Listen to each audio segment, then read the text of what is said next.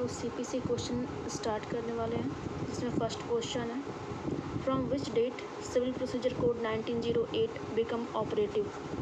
Civil procedure code 1908 कब operate हुआ? तो 1 जनवरी 1909 को ऑपरेट हुआ। Code of civil procedure contains कितने ऑर्डर हैं इसमें? 51 ऑर्डर्स हैं। The civil procedure code 1908 extend to the whole India except the state of Nagaland and tribal areas. तो स्टेट ऑफ नागालैंड और ट्राइबल एरियाज़ को छोड़कर होल ऑफ इंडिया पर अप्लाई होता है CPC। किसको किसको छोड़कर? तो नागालैंड और ट्राइबल एरियाज़ को छोड़कर। Decree under civil procedure code 1908 has been defined in its. तो किस सेक्शन में डिफाइंड है? तो सेक्शन 2 क्लॉज 2 में डिक्री डिफाइंड है।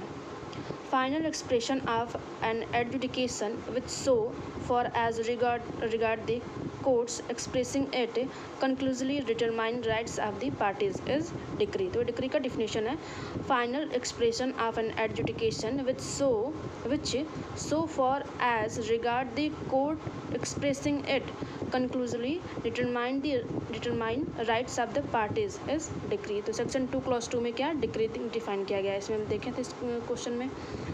डिक्री मीन्स क्या होता है? तो formal expression of an adjudication but shall not include any adjudication from which an appeal lies as an appeal from an order, जिसके अगेंस्ट अपील ना आ सके। Formal expression of an adjudication but shall not include any adjudication from which an appeal lies as an appeal from an order, उसके order के against appeal नहीं लाया जा सके, वो डिक्री है। ठीक है। The essential element of decree के एसेंशियल एलिमेंट क्या है? This must be an adjudication, the determination must be of conclusive nature, the adjudication must have been done in a suit. तो ऑल ऑफ द एबव।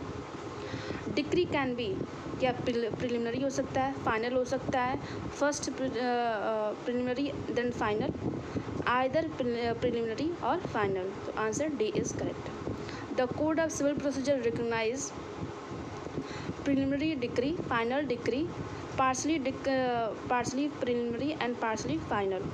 तो answer D is correct.